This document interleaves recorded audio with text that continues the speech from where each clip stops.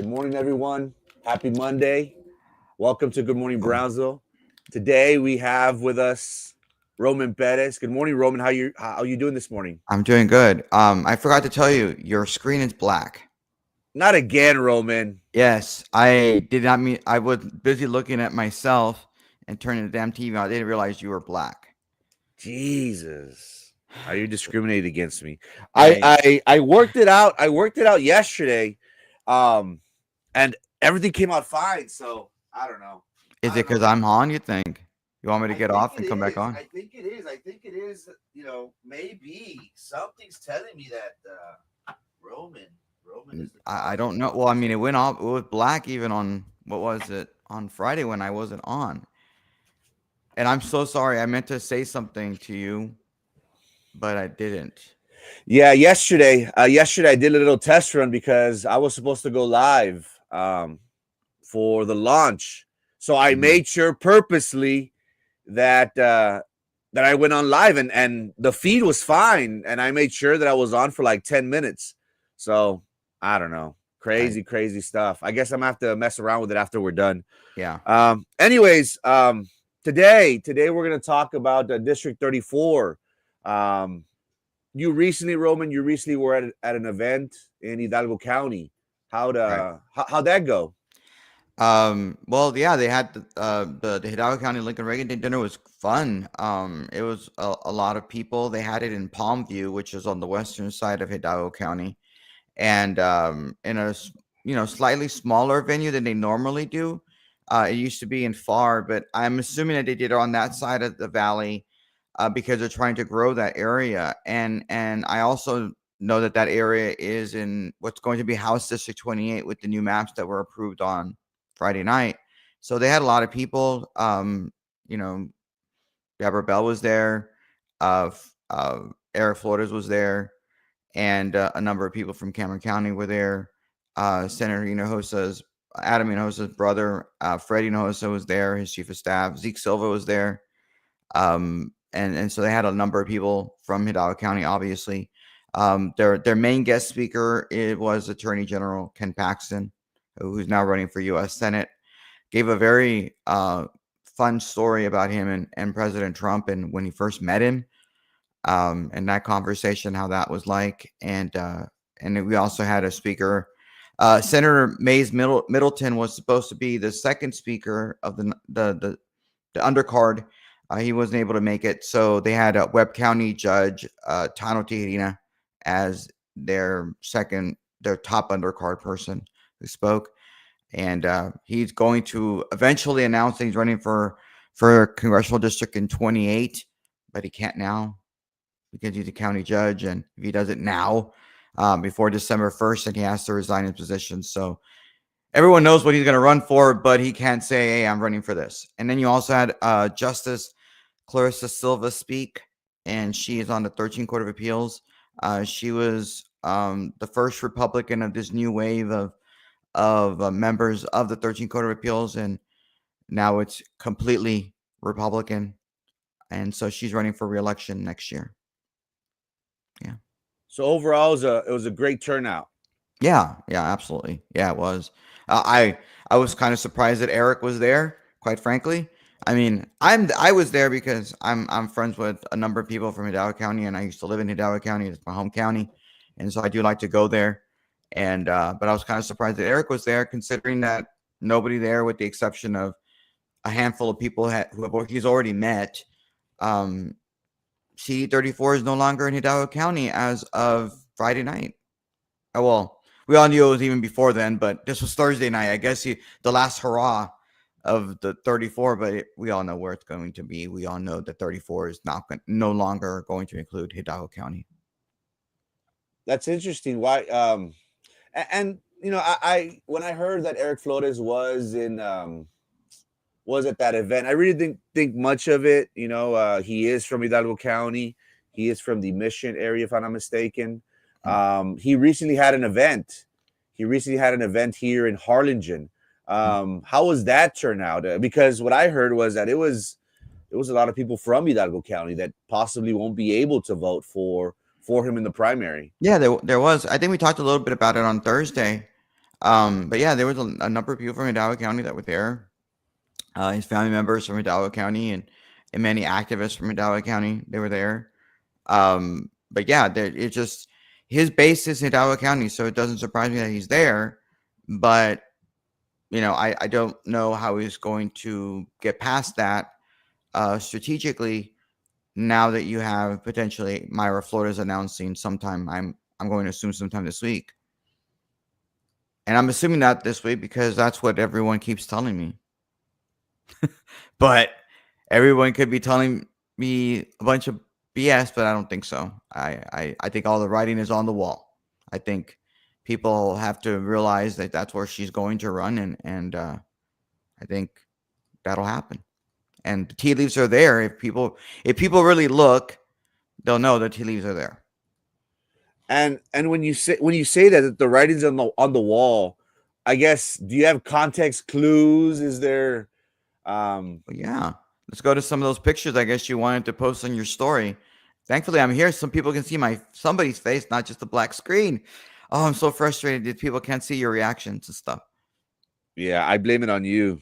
But Blame it on me, I anyways. guess. It's my fault, I guess. I should have told you as soon as I know. Well, I just noticed it when you came on live. I apologize again. It happens. It happens. Yeah. But again, for the third time, and many people felt as if these new redistricting maps were going to favor the Republicans, as it clearly shows. But what can we expect moving forward from Mayra? Is this something where, Vicente's going to duke it out with her for the third time? Because we hear that, this map does favor the Republican Party heavily. Is Vicente going to stay in the race, Roman? I don't know. I mean, he's vacationing right now in Europe. I don't know what he's going to do. I wouldn't necessarily run in this particular race. If you look at what you have there, it shows in 34, it shows an 11% favorability for a Republican. But really, I don't think that's necessarily accurate what you're looking at, because if you look at 15, for example, it says 0.4%. That's not what is in 15%. Congressional District 15 is not a plus 4% Republican. That is just what they call the Texas Partisan Index, and how it has moved more Republican over the last two cycles. And if this map were in place, Republicans would expect to do better by 0.4%. And in 34, it says it appears that a Republican should do more. It should improve the margin of victory by 11%. And in 28, for example, it became more Democrat than it did Republican, but it's still a Republican stronghold. The thing about the Texas Partisan Index, it takes into consideration things that occurred in 2022, and in 2022, the area that has now been incorporated into 28 was more Democrat, because there weren't a lot of Republican candidates to challenge Democrats. There's a Democrat did better, but they still believe, based on the map of 2024, that is a Republican seat. You can tell by the shade that you have there. The shade of red shows it's a likely Republican seat of that map. You go back to what you had that map. But if you go to that map, if 34 as it's mapped out, President Trump won that seat with 54.4% of the vote. Kamala Harris, on the other hand, won got 44.4% of the vote. That's your 10-point margin. So let's say that is just Chente versus Mayra. The reason when you add in 54 and 44, it doesn't add up to 100%, because they had minor candidates get some poor percentage points. So let's just say that if Trump got 54% of the vote, we expect Kamala or Democrats to get 46% of the vote. So it's really only an 8-point margin between a Republican and Democrat if there's not a third party person. But like, let's say what happened in 2024 in the state Senate race with Adam Hinojosa and Morgan Lamantia. You had a Green Party candidate in that race, and they got a lot of votes and essentially caused Adam Hinojosa to win by 2 percentage points because you had that Green Party candidate in there. The same thing could happen here. You could see a Green Party person run in, or you could just have an independent person, a person with an I next to their name, or a person with an L by the name, not for loser, but for libertarian. Loser. um, I think, and it's crazy because the dynamics of politics and each particular race, it seems as if it changes each election cycle. Um, what I feel is good for the Republican Party moving forward is that they do have someone, and that's been my biggest argument, Roman. We have seen people such as Eric Flores, who has been receiving the uh, endorsement support of the local Cameron County party. What I feel as if the Republican Party is focusing on is, you know, having someone that is strong, that is known, moving forward. And I say that because, we've talked about previously how, Maida only lost 1 to 2% this past November, which, 5,000 votes is in a congressional race is not much. And now, we see how the map is into half, if not a little bit more, into Nueces County, which is predominantly red. My argument has always been, and I made the argument against people because they're saying, oh well, if Maida can't beat him twice, how do we expect for her to win a third time? But again, it's all logistics. Now the map is favorable to the Republican Party, and we need to continue with that candidate that was there, and Mayra Flores, whether you like her or not, she's the one that really worked this area for the past 4 or 5 years. Yeah, since 2021. As long as as long as I can remember, she's the reason, and I'll dare make the argument, she's the reason why there were a lot of people that gravitated towards her. You can talk about her being a female. She got the women vote. You can make the argument that many people believed in her message, believed in her story. So I think she's the strongest candidate. And you have stated, day in and day out, that name recognition is going to be very, very big, because whenever you go into Nueces County, are they going to know who Eric Flores is? Are they going to know who the other GOP primary candidates are? I would dare say no. Yeah, I mean, it's clear to me that Mayra's running 34. It just hasn't been announced yet because of certain things. For example, over the weekend, if you looked at her social media posting, she posted a picture of herself with a lady that's very well known here in our community here in Brownsville, and talking about how she's a Democrat or whatever, and taking pictures with her. And why would she be taking pictures of her if she's running in Laredo, in that area, if she's not running here? She took a picture with some individuals in Nueces County, I want to say on Thursday. Great picture, great smart people there in that county. Why would she be posting a picture of them with them if she's running in 28? So she's clearly making the discussions of what I want to do, what she wants to do, sorry, and making it going to happen. It's just whenever she wants to make that time, when she wants to do it, when her strategists want her to do it, and make sure that everything is set in stone. She's not going to make a tactical error of leaving a congressional race in 28 to come into 34 unless all the ducks are in the row. All her ducks are in a row, and that's a smart strategy. I mean, look at that picture. I mean, she looks different. She's obviously lost some weight. She's getting in shape. Kind of like Rocky. Ready to battle, ready to fight. I'm not saying she's drinking eggs and running through Philadelphia or anything like that, but she's ready to go. And she had that picture, and you can read what she wrote there, and she says, "I'm proud to announce that Gloria Morena has joined her team, Team Mayra." Again, why would Gloria Moreno from Brownsville, from Cameron Park, why would she be saying she's joining her team if she's not running in 34? I'm going to assume, I think it's a pretty safe assumption that Ms. Moreno doesn't have a lot of pull in Congressional District 28.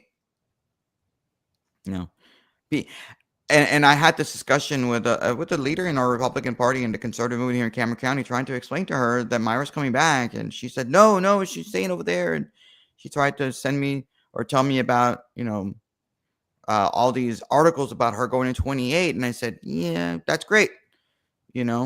Things change, over the last few weeks. The map has changed. I'll give you a perfect example.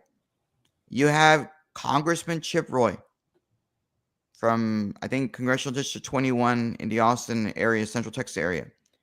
He has been in Congress for a number of years, and he decided to run for Texas Attorney General when the new maps happened. Not because Congressional District 21 wasn't winnable, but because he wanted to run in the Attorney General. And I was told that he made this potential decision 3 weeks ago, did a poll, and the poll shows him statewide kicking butt, doing really, really well. And again, people are not going to make these kinds of decisions. A sitting congressman is not going to make a decision to give up their seat for Congress and run for a statewide office unless they have polling indicating that they could win. They have the financial support showing that they can be able to run an effective campaign to win the primary, and making sure that they have the stakeholders that are going to join their team and do it. And you don't think that Mayra Flores is doing those things. And if you don't think that Mayra Flores is doing those things, then you have no business in politics. And I say that, frankly, to many of the Cameron County Republicans that, for whatever reason, have decided to join Eric Flores. And I'm not saying that Eric is a bad candidate. I'm not saying that Bam Morales was not a good candidate. I'm not saying anything negative towards the people that are in the race, whether it's Gregory Kunkel, Keith Allen, Josh Cortez, Eric Flores, or Bam Morales. I'm not saying anything bad about any of those individuals. I'm just saying that Mayra Flores is a different person, a different animal. I'm not going to say, I'm not saying animal like, I'm not trying to be a species or whatever. Speciesist. I'm saying that she is a political machine that's different. Right. And her coming in, if she decides to do it, it's going to totally change it. Hey, good morning. Good morning, Patricia. It's going to change a lot. And if you don't see it, get out of the way and vote, be somewhat active. But you have no business in politics if you don't see this. You really don't. And for those individuals that aren't aware of who Ms. Gloria Moreno is, she is a pioneer for Cameron Park. I got to meet her when I ran for the school district in 2020. And let me tell you, she is an individual that is very well respected in the area. I hate to use this analogy, but I kind of felt as if I was meeting the godmother of Cameron Park, because she was there from, she's been there since the inception. She's the one, correct me if I'm wrong, chat, she's the one that pretty much brought paved streets into Cameron Park. As we all know, for those that are possibly tuning in from Willacy, Nueces County, Cameron Park is an area that is, what's the word, Roman? Not annexed by Brownsville. Is that correct to say? Yeah, it's not annexed by Brownsville. It's not part of the city of Brownsville. It does not receive services from the city. The local PD cannot go in. It's usually Texas DPS and sheriff's officers, constables that frequent that area. Gloria Moreno is an individual that brought paved streets to Cameron Park. The city of Brownsville did not want to pay for infrastructure in that area. And what did that cause? That caused people to live in bad conditions. When it rains, it got super muddy. It was awful. But it was someone like Gloria Moreno who was vocal, who was an activist, an advocate for her local community.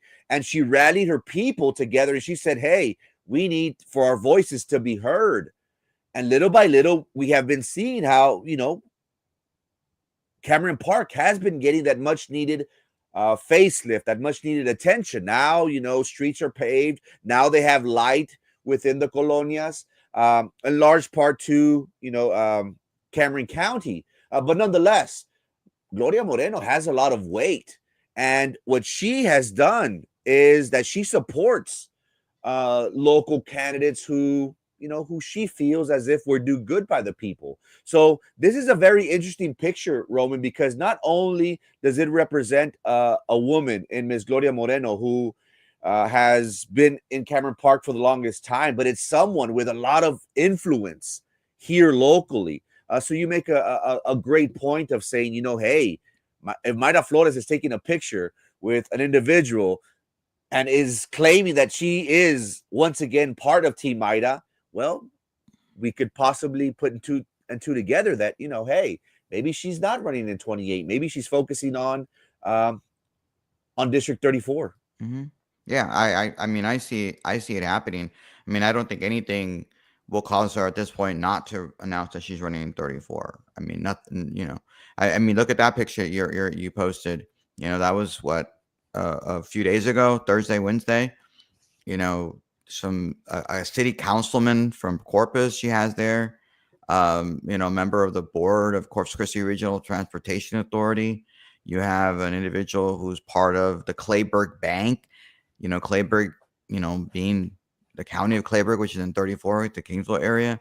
It's obvious what she's doing and making sure. Now, she's making a smart tactical decision to go there. But don't think for a second that she's making this decision without making sure that the people in Washington, D.C. are want this to happen. You know, she is not just a local leader, she's a national leader, and she has those connections in DC. And it's almost laughable when people say, oh, well, Myra's not important, Myra's not going to be the nominee. And I'm just like, say those things at your own peril, your own political peril. And I believe, I've obviously no evidence whatsoever, just my beliefs, and I think I'm pretty okay at this, and that she probably went into 28 saying with the blessing of Washington, because they needed somebody in 28 to run. When she went over there was no Tano Tijerina.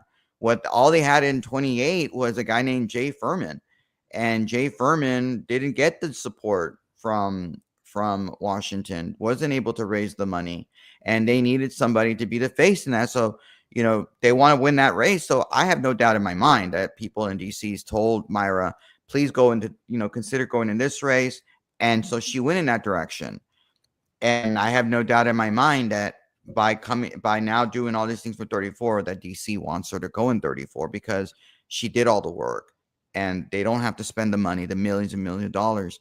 I mean, I think, if you have, let's say Chenta does not run, let's say that Chenta does not run. Who are the Democrats going to put up?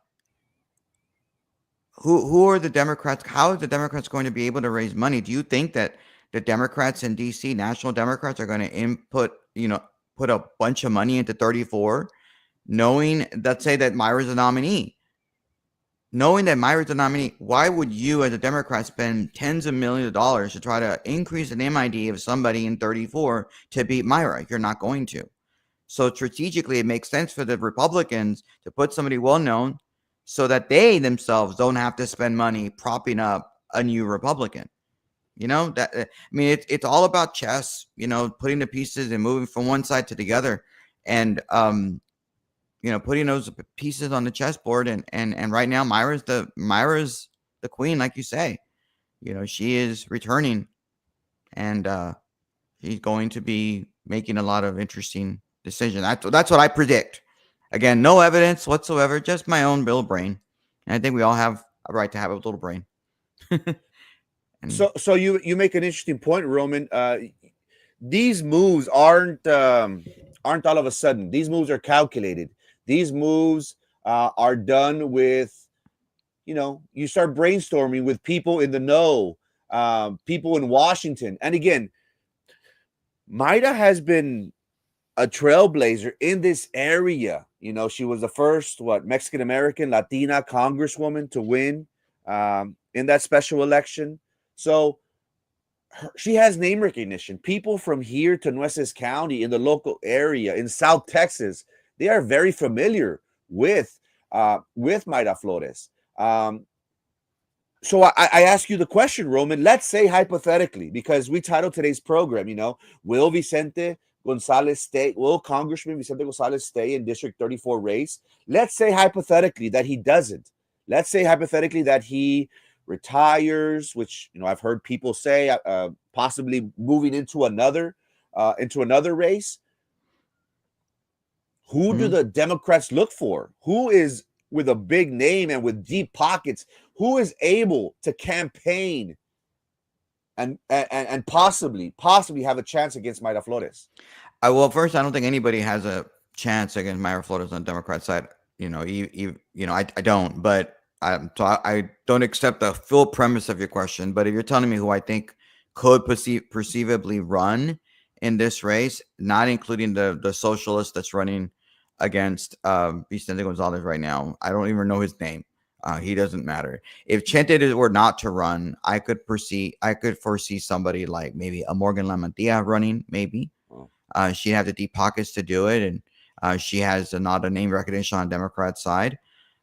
You could see. I don't think a Sarah Stapleton Barrera would run for it again. Run for this, considering that she has run for state senate before. But that would be a name that I could see doing it, because she again has run on the Democrat side before and has a lot of support on the more left side of it.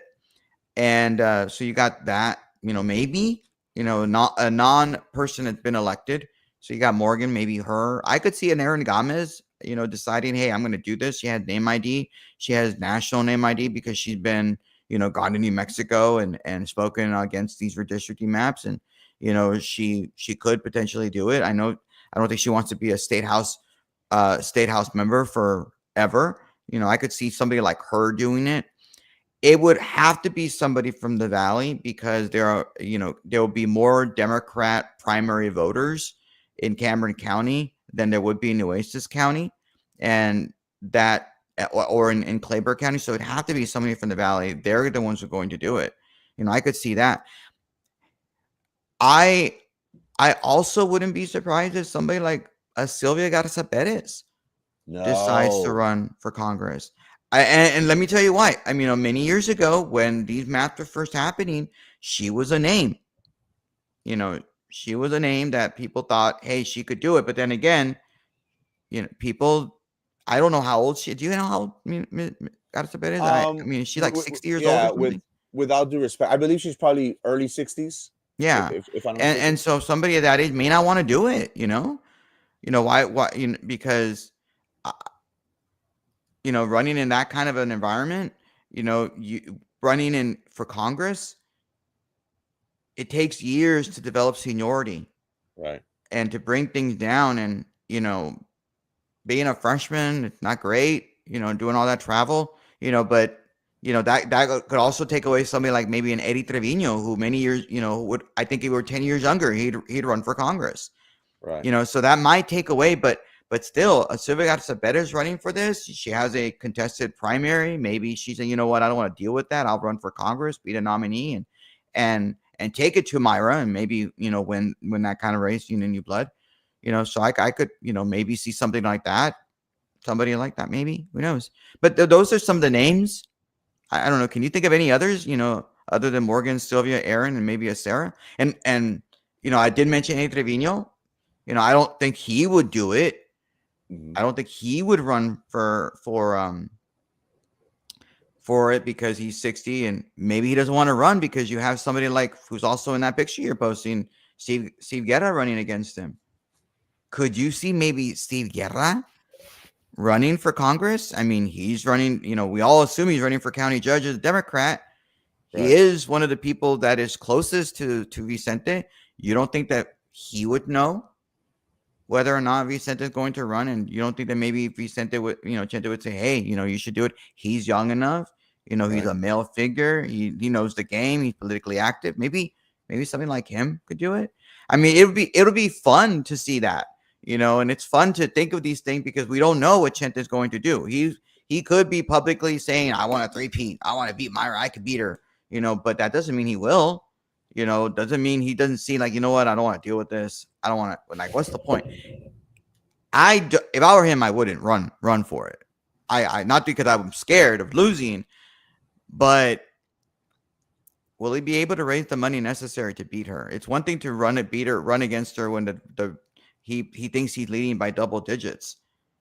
Is he going to be able to raise the money necessary to beat her when the race is more competitive and more likely a Republican seat? Is he really likable? The likability factor matters, right? Do Democrats even in Cameron County really like him all that much? It's I don't know. interesting, Roman. You brought up some interesting names. Um, there is talk of Erin Gomez, and again, Erin Gomez is a very very smart woman. I do see her ascending in her political career.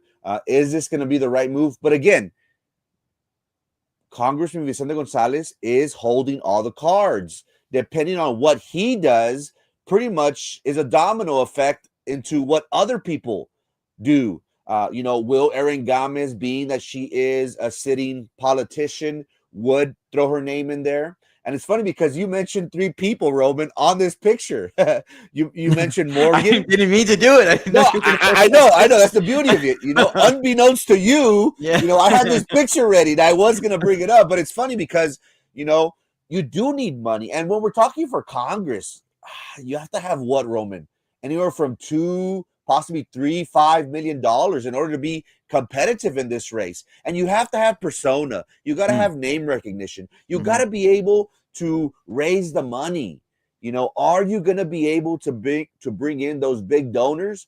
Morgan Lamantilla has been known that her family donated what, 1, possibly 2 million in her last race or throughout her political career. Oh, She it's more than does have that. It's more than that. possibly more than that. I'm just giving you a low ball figure, but you know, would it affect her if she sees, the percentages? Again, the Republicans are favored to win by 10, 11 points. Well, it's favorable, hypothetically favorable by 10, 11 points. So Morgan Lamantilla is an individual that, she does have the big bucks. Um, I didn't think about Sylvia Garza Perez. I personally, I think she's a beast down here when it comes to politics. Everyone knows her, and if you know Sylvia, she's politicking as soon as she wakes up until she goes to sleep. She works it. She has been in the game for the longest time, and I personally feel as if she would prefer to stay where she's at. I don't know her personally, but just what I've heard about her, um, I think she'll write it out here in Cameron County because again, once you go to Washington, once you go to Congress, it's a different ball game. I'm not saying that she's not capable; she's more than capable of it. I just think that she, prefers to be grounded in this area. But one name that's very interesting to me, and it kind of lit up a light in my head was Steve Guerra. Steve Guerra has been known to raise the money. I think, if I'm not mistaken, a few weeks ago he held a campaign event, a fundraiser, a golf tournament where he publicized that it was a sold out event. Will he be able to raise the money? You talked about the connection that he had with the congressman. He is an ambassador to the congressman. He is a stench advocate, right hand man, so to speak, when you talk about Cameron County. Um, and I find that interesting that you said that, Roman, because everyone is anticipating, is anticipating for Steve Guerra to make the announcement against Eddie Trevino. But when will that come? Everyone anticipates it being around mid to late September because once October, November come, well, you're starting to creep up around vacation. and people don't like, campaigning around Thanksgiving and Christmas. It kind of slows down, in my opinion. Kind of slows down after that, and then after in January, where you have the primary, if there were multiple Democrats. So when will if uh, Port Chairman Steve Guerra make the announcement for county judge? But I find it very interesting that you brought the idea of him running for Congress. I mean, why else is he taking so darn long to make the announcement that he's Right, running right, right. for county judge? I mean, he's taking forever to Yeah. make that announcement. And, And and look, Roman. he may probably not gonna like us talking about him, but I mean, No, but it's reality. It's not like if we're making this up that Steve's potentially might run. This has been an idea that has been going on for a while now, and he himself hasn't dismissed the rumors. He could be someone that say, "Hey guys, I appreciate.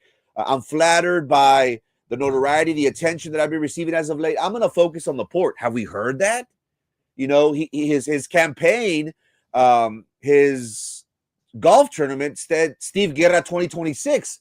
I didn't see a Steve Guerra board chair. Correct me if I'm wrong, Roman. no, I didn't see that either.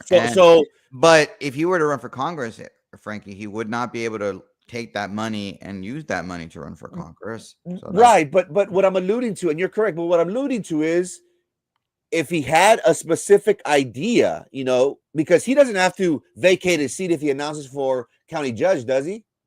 No, because his term expires in May 2026. So if he had that idea, Roman, to run for county judge, hey, why not start now?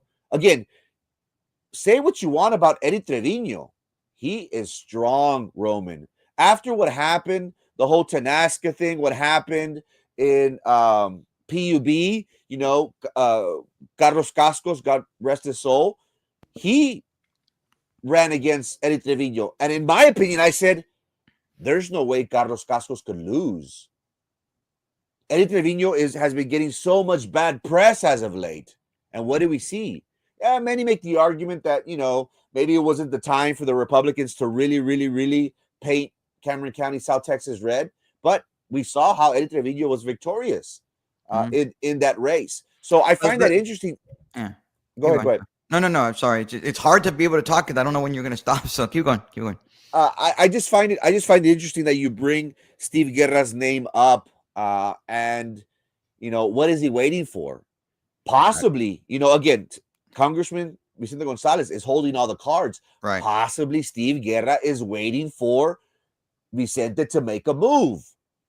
Because again, we anticipate. Let's say that Congressman Vicente Gonzalez does not run. Will Steve Guerra jump into the Cameron County race for judge? And we say that because, well, we would expect that he is hoping for the congressman's endorsement, the congressman's support.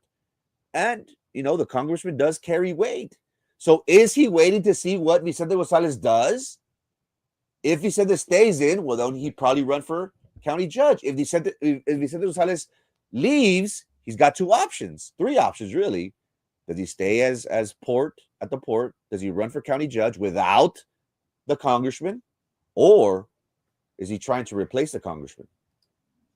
Oh, I mean, it's just, I just was throwing out names and just.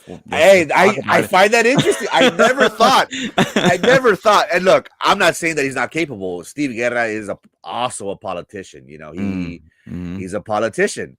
It just never dawned on me. I never thought, Steve Guerra might possibly be a Democratic candidate for District 34. I mean, look at him. He has there's a TV ad or what it was, that ad that they did for the port. He's the prominent voice of that ad or whatever that was.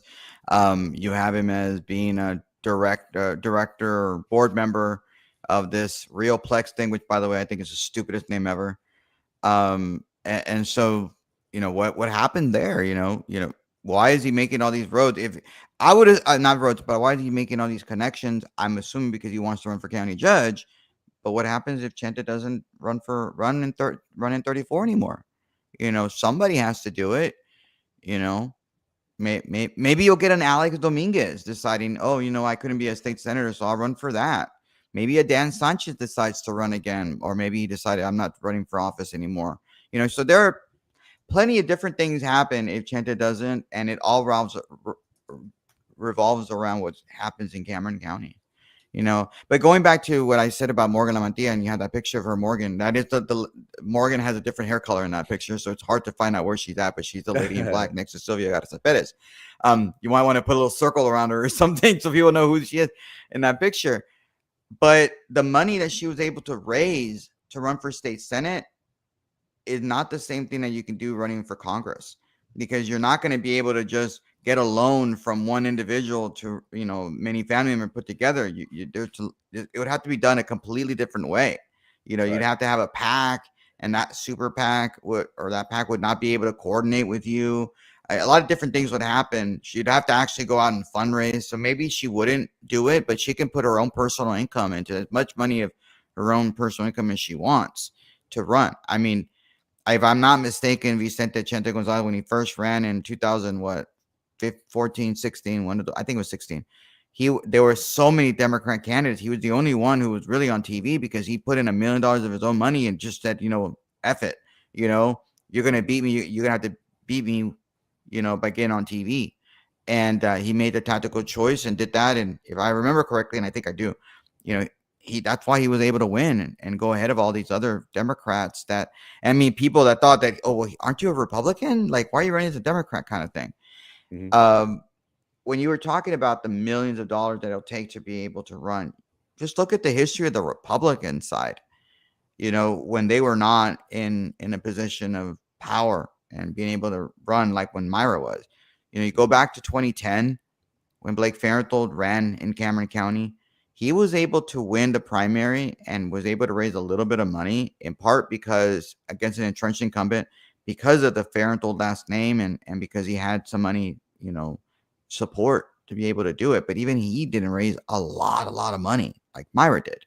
Then in 2012, you had Jessica Puente Bradshaw as a nominee. She raised little, next to nothing, to be able to run against Filimon Vela, and that was an open seat. Then afterwards, you had a Larry Smith be the nominee, and he raised little to next to nothing, And I'm saying nowhere near $1 million. That's what I'm saying. And then you had him be the nominee, I think once or twice. And then you had Ray Gonzalez be the nominee, like 2 or 3 times, and he didn't raise $1 million to be able to, and then he lost, plainly to Vicente, not Vicente, sorry, to Filimon Vela. And then you had 2022 come around, and Mayra Flores being the incumbent Republican only because she won that special election. So she was able to be the incumbent in 34 because Filimon Vela resigned. And then you had a war, a fight, a war between Vicente and Mayra, and millions and millions and millions of dollars were spent on either side. That's where we're at in the Valley now, where in order to be a strong candidate for Congress, you're going to have to be able to raise millions of dollars. And if you don't, you're going to be like my friend and yours, Jessica Puente Bradshaw not being able to be Filimon Vela, or Larry Smith not being able to be Filimon Vela, or Ray Gonzalez who's not able to beat Vicente Gonzalez, Filimon Vela, because none of them were able to raise millions and millions of dollars for their individual campaigns. They weren't. Why that was, don't know. Republicans weren't interested in donating down here. They didn't want to have that fight. Will that happen to whoever the nominee is on a Democrat side? Like what happened to Republicans when they were in the wilderness. No one's going to want to give those Democrats money. No one's going to say, you know what, forget it. Let the Republicans have it. We have to spend money someplace else. Sorry.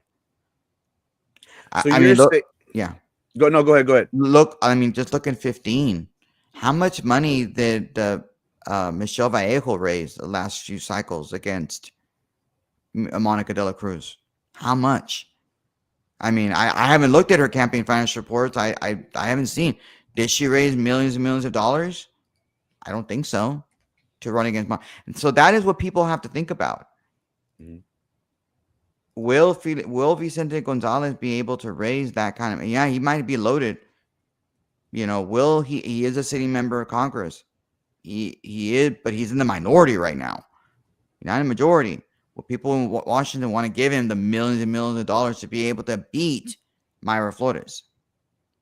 I'm not so sure. I'm honestly not so sure.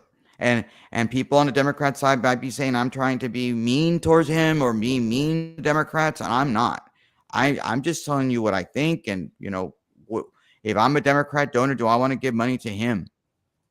And if he does, and especially if he doesn't run, do I want to give money to a new face in an open seat when it's R+10? So that's the $1 million question. It really is, because again, Texas was hell-bound on giving the White House, President Trump, what he wanted. President Trump said, I want 5 additional seats. I'm tired of this, down to the wire, down to the last few votes to see, if my policies and my agendas are going to be passed. So again, District 34 heavily favors 10-11% Republicans. Is it going to be hard? And I asked the question, what is Vicente Gonzalez's war chest right now? Is it going to be hard for him to raise money? He is an incumbent. He has won this seat 2 times before. How many times? But Frankie, how many times has Mayra Flores outraised Vicente Gonzalez in a not so competitive district? How much more money is she going to raise when this race is more competitive and more Republican than Chente Gonzalez? You don't think Chente's thinking about these things? You don't think his political consultant thinks, his team thinking about these things? They have to be. And if they're not thinking about these things, maybe they also have no business being in politics. Right. And again, it all boils down to money, in my opinion. Well, other factors, but I would say that money is right up there, because do Democrats want to spend money on a losing race for the Democrats? Again, I'm not saying that Vicente Gonzalez cannot win. We have seen that he has been competitive. Possibly this 10-11 points, Roman, possibly Vicente Gonzalez is the only one that can make this race competitive, that can make this race into a toss-up, because it is my opinion that if you have anyone else throw their name, it's going to be Mayra Flores all the way, in my opinion. So logistically, it's a cluster. It's a cluster for the Democratic Party. It's a cluster for those candidates just waiting to see what Vicente Gonzalez is going to do, because are they going to be able to raise the money? And the only one that we can agree on that has, deep pockets is Morgan Lamantia. And I bring her up because Juan Montoya, who posted this picture, if I'm not mistaken, Juan Montoya said, why is Morgan Lamantia rubbing elbows with Brownsville, South Texas politicians? Is this out of the norm, Roman? No, it's not. These people do have friendships outside of politics, but Morgan just lost, if I'm not mistaken, this past November. She did. So why is she, back into the limelight? Is there a possibility that she's going to run for a local seat once again? I just again, like other people, I just found this very like, wait a minute. Why is Morgan back in the thick of things? Well, Frankie, if I remember correctly, didn't he also post this picture saying that she was running next year and for 27? And I mean, I if I remember correctly, when I saw that, I was like, are you stupid? 27 is not up next year. 27 is not up for 4 more years. It's not up to 2028. So it made no sense for him to say something like that. Again, sometimes these bloggers, they're getting up there in age. They say, crazy things sometimes. It is what it is. I mean, but there are elders. We have to respect our elders. I mean, didn't your, one of the other bloggers post something yesterday. You mentioned to me. I already forgot what you told me. Yes, Jerry McHale did post that possibly Trey Mendez Oh, would throw his that, name in the ring. yeah. There you go. Um, That's a name I didn't think what about. do you feel about his candidacy? I don't think I don't know. First off, I don't think that happened because I mean he usually uses the consulting firm that I think right now, if let's say Adam Enos's brother runs for Congress, that I could foresee them trying to use the same consulting firm. So I don't think that would happen. Number one. But let's say if Trey does, I mean, he's been making his waves. He's been posting a lot more political stuff about the city. I mean, it's almost like, I mean, he cares about the city. I'm not going to say he doesn't. I mean, he's a lawyer. I mean, maybe he wants to run for mayor again, but now that it pays, maybe he wants to, run for mayor again. Maybe he thinks that, John's not going to. And, we all foresee that one of those people in that picture that you have there is going to run for mayor. Maybe he could run for that. But if Trey, if Jerry McHale is posting something like that, he's not posting that just for shits and giggles. He's probably running for it, posting it because he might know something. Right. You always have to take some of the things that he says with a grain of salt, and he might know something that Trey inkling to run for that now, and he has the money, his own finances to be able to do it. He's a prominent businessman and lawyer, and I could see him wanting to do it, running as the former mayor of Brownsville. He doesn't get all the baggage that somebody like John Cowan does, or any of these incumbents do, because he's already separated himself from the city. And yeah, I could see him, doing something like that. I think he could play well in Nueces County. That's somebody that might be able to do it. His political godmother is Adela Garza. I could see, her, she's supposedly a Republican. She ran as a Republican in 2012 and got her butt beat. But she has supported Democrats, many Democrats. I could see her supporting Trey. So it'll be a fascinating thing if he were to do it. Do I think he wins? No. Do I think he becomes congressman? No, but he's young enough, strong enough, and I guess, not in his 60s. So yeah. Go Now, go for it, Trey, if you want to, but you're not gonna win. You're not gonna win. what would you say that Trey Mendez, or how would you say Trey Mendez will be remembered as a mayor for the city of Brownsville? Would that be to his? Would that work against him? I think so. I don't think he left the city in the best light. I mean, there were people that were not happy with him doing that debate, for him, and certain people didn't go for whatever reason, you know. Yeah, I mean, didn't you say something like he was supportive of some people? I don't know. I mean, look, Trey's a smart politician. He won't run for Congress unless he thinks he can win. He's not going to waste his time. And so, if you were to do it, he's one of those thinkers. We'll have an idea if somebody's going to run for it by polling. I mean, again, Right. nobody is going to run for this seat on the Democrat side that's worth anything without a poll. And right now, I haven't heard of any polling out there on the Democrat side other than, Chente.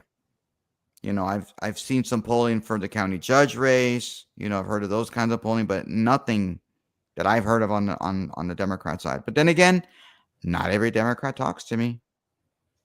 But I'm sure you have Democrats that talk to you that don't talk to me, but I have Democrats that talk to me that don't talk to you. So have you heard of any polling out there on the Democrat side?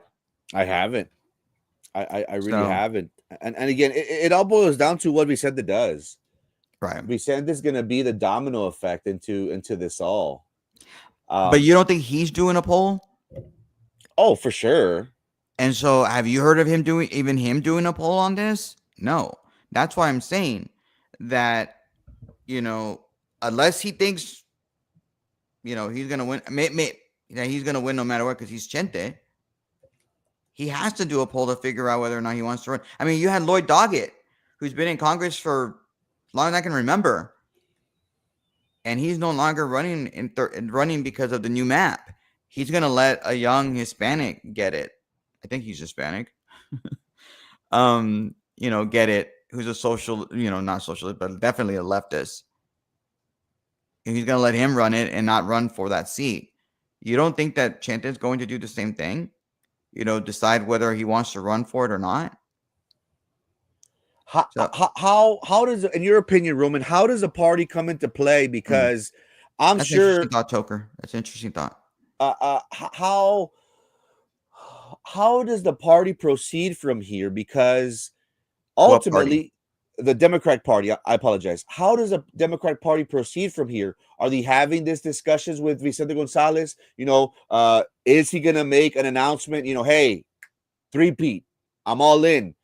Or are they going to say, hey, well, we need to answer soon, because if you're not going to be the candidate, we need to find someone, possibly as a Democrat from Hidalgo County, Nueces County, I apologize. Possibly it's a Democrat from Nueces County that they're going to say, hey, we're going to try and look elsewhere. How much weight does the party have right now in these negotiations? Well, it wouldn't be the party; it'd be the NRC. Well, on the Democrat side, it'd be the D-34C, Democrat Congressional Campaign Committee, I think is what it's called. They're the ones who are going to be out trying to research, telling Chente, "Are you going to do this, or what? What are you going to do?" He'll probably let them know that he's not running before he ever lets anybody down here know that he's not running. And that way they can start recruiting the candidate. And I'm sure they'll listen to him in terms of who wants to replace him. Again, we're just having a conversation about what might happen. At this point, Chente, for all we know, Chente's running for re-election. I know he posted that video about corporate with going into Corpus and New Howard Ridge. I mean, all indications are he's running for re-election in the new map. For all intents and purposes, that's what he's doing, but maybe not. Maybe not. I mean, maybe he doesn't want to lose. I mean, would you want to run for a race that you're potentially going to lose? No. Do you want to be embarrassed losing to Mayra? No. How embarrassing was it for when Dan Sanchez ran for the special election against Mayra and he lost? I mean, granted, he didn't get a lot of support from the Democrat side. In fact, that was a big, big problem in conversation among Democrats politicos, that he wasn't raising the money and people weren't giving him money. He didn't get the donations that he needed. And if he would have just got a little bit more, there would have been a runoff between him and Mayra. And that's what happens when Democrats don't give money to, these politicians, and then you get a bad taste in your mouth. Dan Sanchez, is he ever going to run for anything else? He's perceived as somebody who lost to Mayra. Do you think that Chente wants to lose to Mayra? And remember, this is me assuming that she's going to run in 34 and that she's going to be the nominee. And I believe she is. I mean, I think Patricia asked us a question a while ago we never answered. If she does come in, would we vote for her? No doubt in my mind, we would vote for her in November. I mean, I'm not going to speak for you, Frankie, but I know I would vote for her for November. Hell yeah. Right now, I'm publicly undeclared. I am not supporting any candidate right now in this race because I don't know what Mayra is going to do. If Mayra comes back, I'm probably 99.9% sure I'm going to vote for her. And I think I would endorse her. And I think I would support her. I think that would be the case. Why? Because she has earned my support. She has earned my vote by her working it. Now, people might say, oh, she's, I think, one of our elected officials was saying that she's a, not smart, a bully or whatever. They posted that on my page, on my personal page. And, I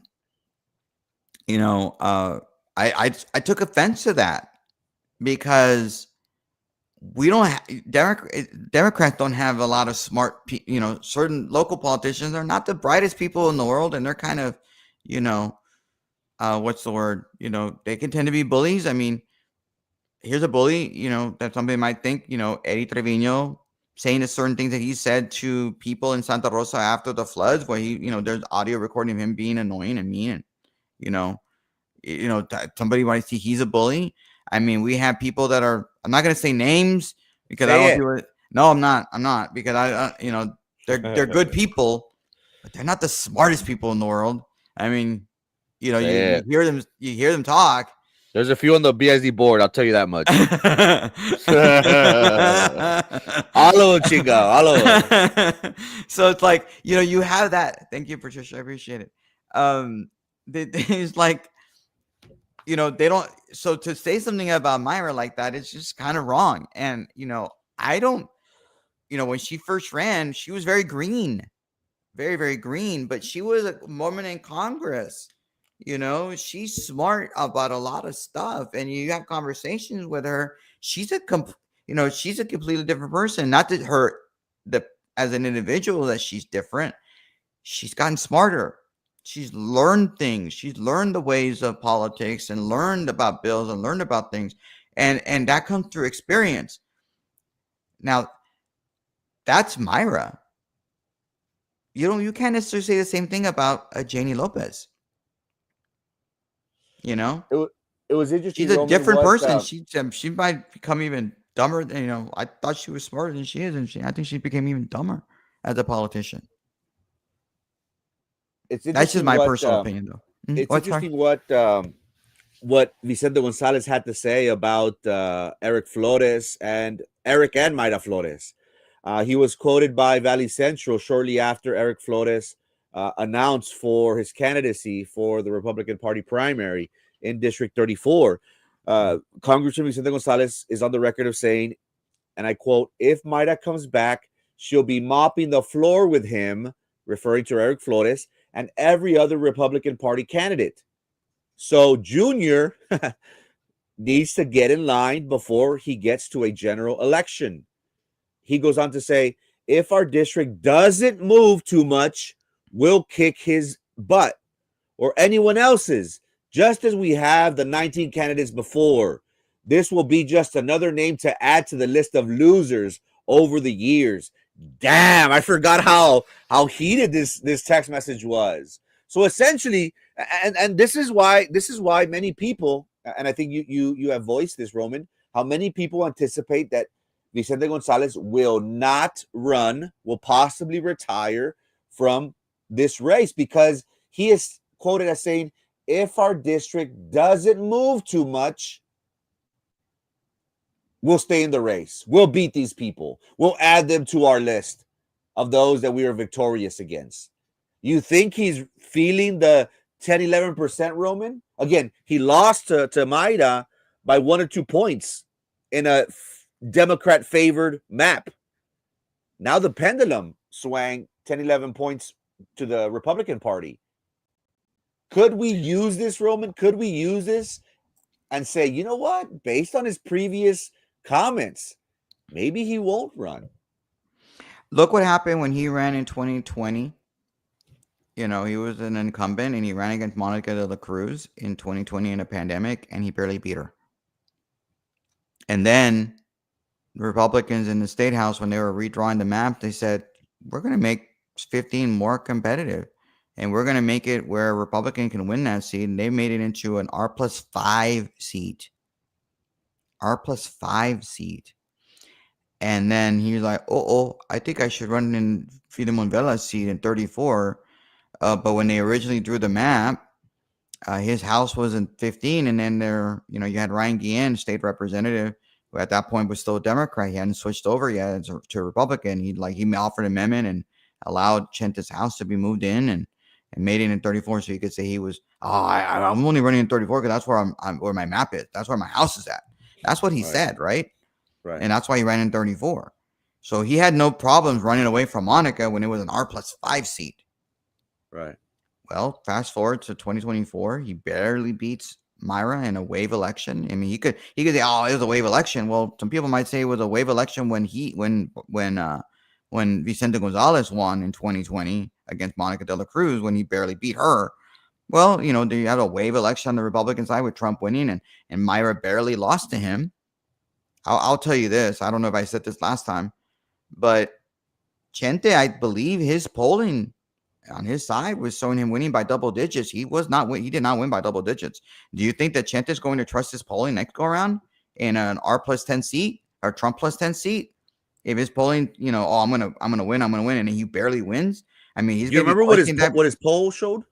Oh, double digits, low double digits. Yeah, I don't remember the exact number. I just remember low double digits. I mean, you don't think that Chente is like, can I trust my polling? Can I trust Yeah, my team data? I mean, they make polling is a science. yeah. I mean, a pollster can give you a poll, and they can. I mean, this is right, and it ends up being right. It happens. You can't blame their pollster for that. But you can't blame them. Oh, dude, what were you doing? You suck. You can't say those things because a pollster is only as good as the data that they get. And but so I'm not saying trash the pollster. I'm not saying that at all. But if I'm Vicente, I'm thinking in the back of my head, okay, they made this happen. I thought I was going to win by double digits. I thought I was going to be kicking her butt, and then I didn't. You know, am I going to be able to believe any of the polls at this point? It doesn't matter if it's the pollster he had before or anybody else. Am I going to be able to believe those polls that they're telling when they tell me, oh, you're doing good? Am I going to want to do that? No, I wouldn't. And then you have you couple that with he was in Monica's seat in 15. They made an R+5 and he runs over to 34 and he's now a congressman. They've now made his seat an R+10. Holy moly. Do I want to do that? No. Maybe I shouldn't do that, right? Maybe I won't. And that's why I'm thinking all these little things. He's saying, he's couching it, well, the map doesn't move too much. Well, eliminating the entirety of Hidalgo County where he's from, Right. and adding in Nueces County where he's also sort of from, that's more Republican. Is that moving it too much? And then he talks about using the word loser again. What did I say last time? All these little Democrats that want to pretend like they're Trump. Oh, they're losers. I'm like, you're not Trump, dude. Like, stop trying to be that way. You're not. Don't be like like Gavin Newsom trying to be like Trump. You're not Trump. Stop. Like, please give me a break. Now, if I'm not mistaken, Vicente Gonzalez does have ties or is from Nueces County, if I'm not mistaken, and he recently posted a picture of him with some constituents in North Padre, if I'm not mistaken. The question, Roman, is we know that Nueces County is red. Do you think he's taking this into account? Obviously, is he starting to do a poll in Nueces County to get a feel for things? Because at the end of the day, if he feels that he can't win Nueces County, well, maybe that might be a determining factor, because you went on the record, I think last week, Wednesday or Thursday, you stated that Nueces County has more registered. Well, that's for the primary. But if we would dare give a percentage, Roman, what would you say that Nueces County is? 60-40 Republican Democrat? 65-35 well, Republican Democrat? It really depends on gosh, I know, like in 27, for example, not congressional district 27, but state senatorial district 27, when Sarah and Morgan ran, there's like only 1,000 primary voters. It wasn't a lot of primary voters in Nueces County, but then again, the part of Nueces County that's in 27 is more Republican. I have not. I'll be honest with you. I haven't looked at the entirety of Nueces County on the Democrat side. I mean, you can pull that up if you want to. Just look at Nueces County, Democrat primary and figure out how many people voted in that. I would venture to say it's not as many people. It's about the same or a little bit less. That makes sense. There's not as many. Sorry, I'm trying to fix this stupid thing. I want to say that there are more Republican primary voters in 2024 than there were Democrats, but it wasn't that many more. But I would have to. You want me to look for it, or you want to look for it? Sure, we can both look for it, because No, you do it. It'd be interesting to to understand The political map. The political map in that area. Oh, I think I got it. Hold on. Okay, good. So I don't have to do it. Thank goodness, because I don't really want to. Gee, let me Yeah. see. Well, Let because me I bring I it up. look weird, like I'm trying to read it or whatever. But I want to say that there are more Republican primary voters. But I would say 55-45. Uh-huh. You know, that would be my guess as to Republican, Democrat, Republican having a 55-45 advantage. You know, you do have Democrats that are elected over there. I mean, the county judge was a Democrat. I think he is a Democrat now. I think it's Canales but that was in 2022. So the county clerk, Kara Sands, is a Republican. So yeah, there are definitely more Republicans elected in Cameron County. Definitely more Republicans elected in Hidalgo County. But it's not not every seat is owned by a Republican, like you would say in Claiborne County, for example. What you got? Okay, what's that? I'm trying to bring it up. Do you see it? Yeah, I see something, you know. But again, that is yeah, there you go. I'm trying to Um get. Yeah. So it's a conservative county, so to speak. So it favors the Republican Party. And yeah, again, but this map I was designed for that. yeah, but that's not the entirety of Nueces County, so you might want to zoom out a little bit on that picture so you can see because that's really just Corpus Christi. I mean, you're looking at the bluff, Yeah, you're I'm looking trying at to the island, and you're looking at I'm trying places to over by South Corpus. I'm lagging here.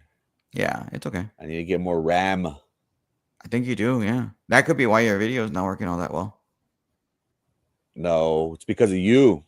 No, I'm not gonna. No, Man, I your don't know. video I've like never had issues up until lately. yeah, up until Nonetheless, yeah, exactly. I blame you. I'm telling you. Uh, but well, nonetheless, well, don't bring it Nueces up. Just County is conservative. yeah, I think so. I mean, but again, I think it's not like a 75 30 25 seat, county. It's not that. It's more, I would say 55 45 58 42 in that range.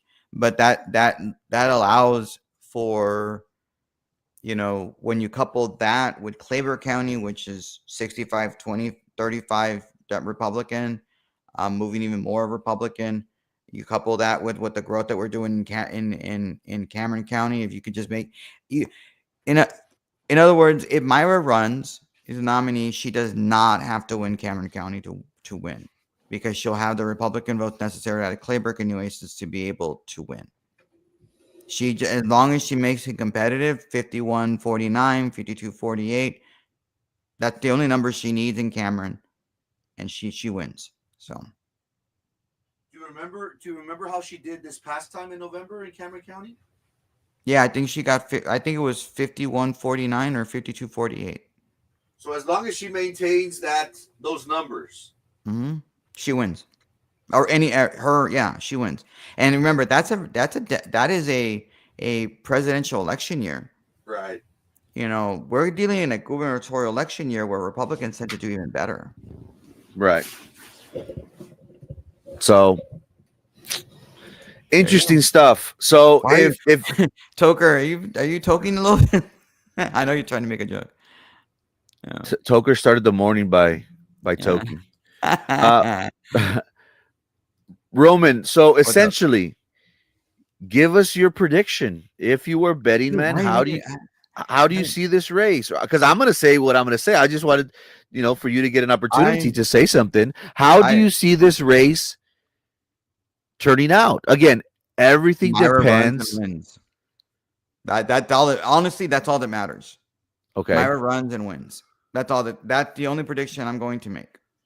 Because at the end of the day, I don't think it matters if it's Chente, Aaron, anybody else. Myra will beat them And doesn't matter, even if Freddie Hinojosa runs, assuming that he can get a bunch of votes in Nueces County, it won't matter because this is what will end up happening. Mayra will announce um, the NRCC is going to find out how far ahead she is, and that causes money to dry up from the other candidates and say she's the pick, and then you're going to have Trump endorse her, and it's over. And it's over for everybody else, and she wins. I mean, it's just that simple. I mean, everybody else wins. I don't know. Everybody else that's running loses. Sorry, against her. I mean, she will win. And I hate me if you want me to. Pull out a voodoo doll of me and poke me because you're upset at what I'm saying. I'm just trying to be real with you all. She's gonna come back. She's gonna be the nominee. And just come to terms with it. I mean, I'm not saying that you shouldn't support your candidate and you shouldn't be openly supporting your candidate, whoever it is, but do it openly. So we all know that's where you were at. So that way, when the primary is over and you try to come back and say, hey, Mayra, I was over with you. We all know that you weren't. But everything's going to be peaceful at the end.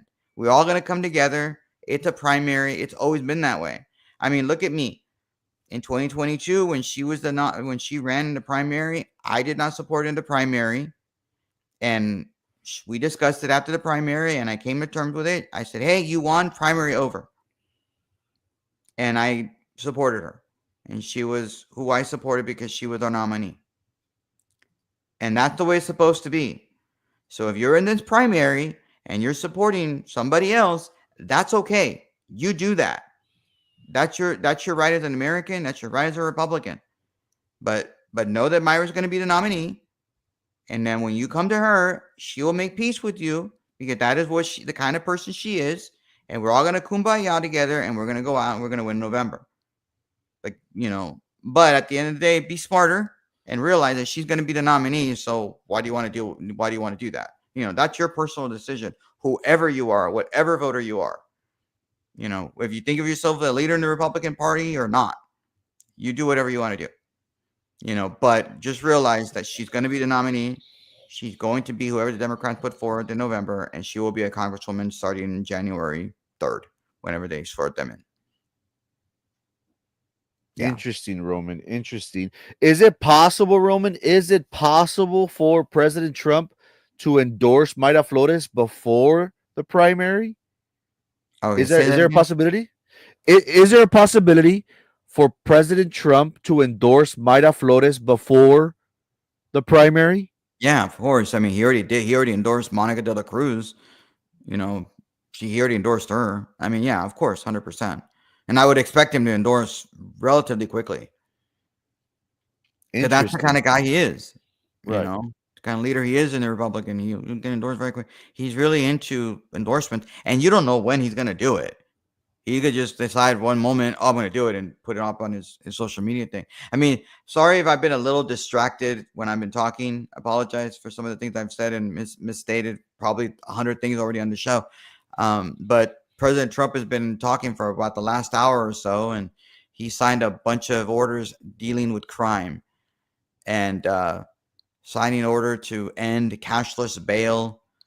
He signed orders to do all kinds of things to crack down on crime. He's there in the Oval Office taking questions. And I don't know what he's doing because I'm not paying attention to that. We've been talking about 34. Yeah, I'm going to reach out to the White House to get him on the show. I'm going to get him to replace you, Roman. Okay, you do that. You do. I'm sure he'd love to come on Frankie's show. I'm sure. Hell yeah. But yeah.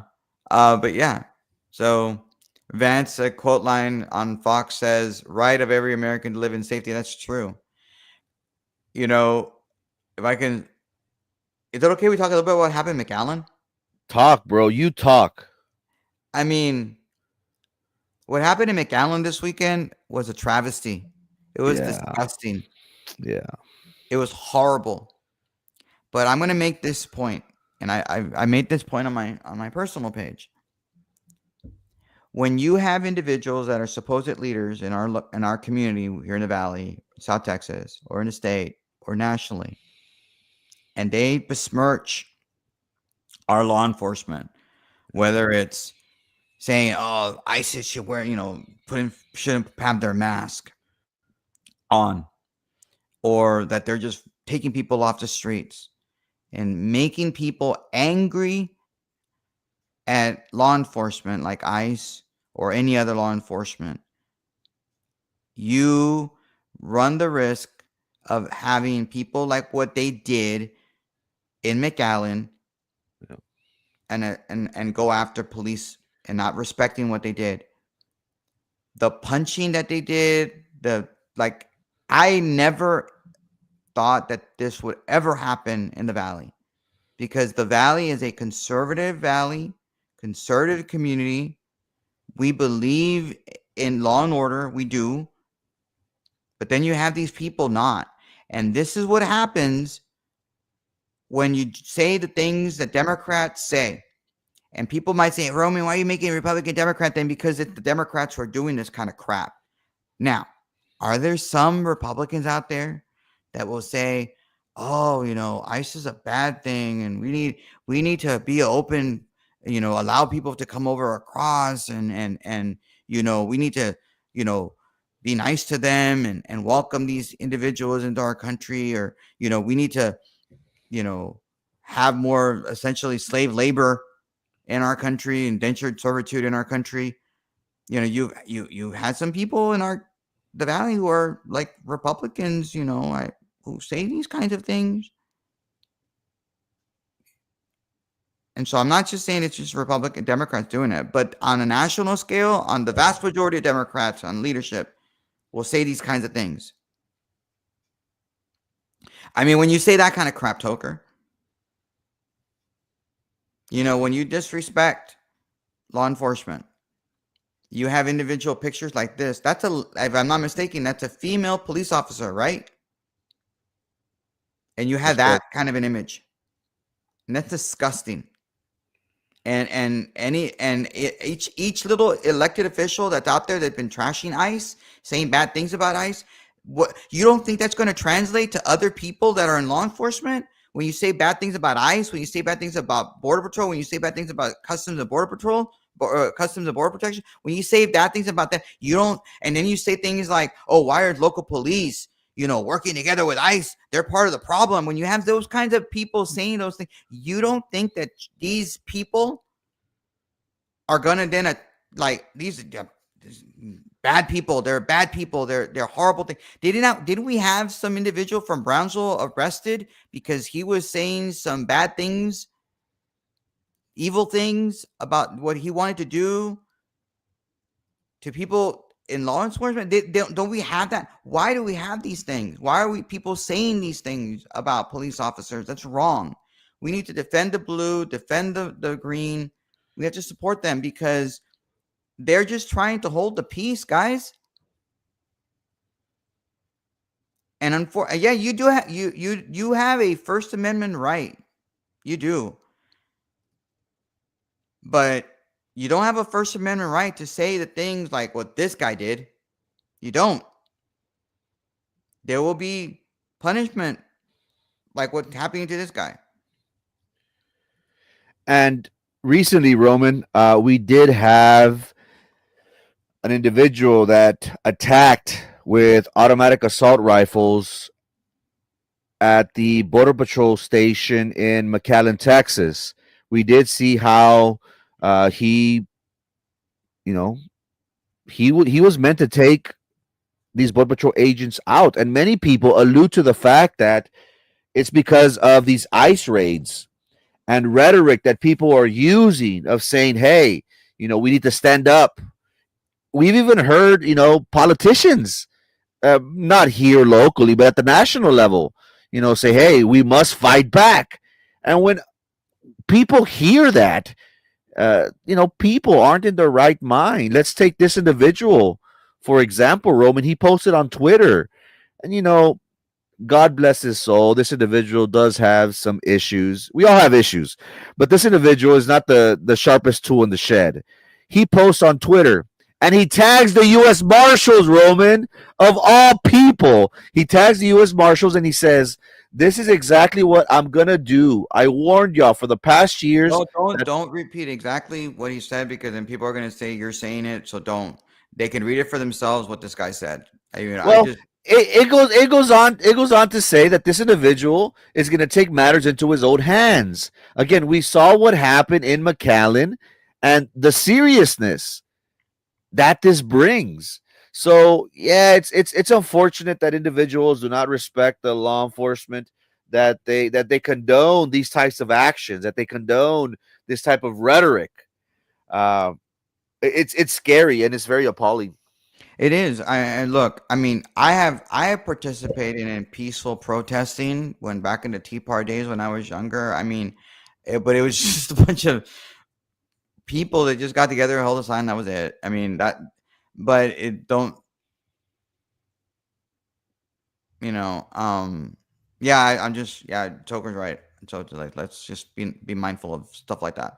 Um, or try to anyway. You know, sometimes we might make a mistake and say something, misspeak or whatever. But um, you have a right to peacefully protest. I'm not saying anything like that, but I'm just saying that when you have individuals constantly criticizing and saying things like what you said earlier about ICE, the kind of heated rhetoric is unnecessary.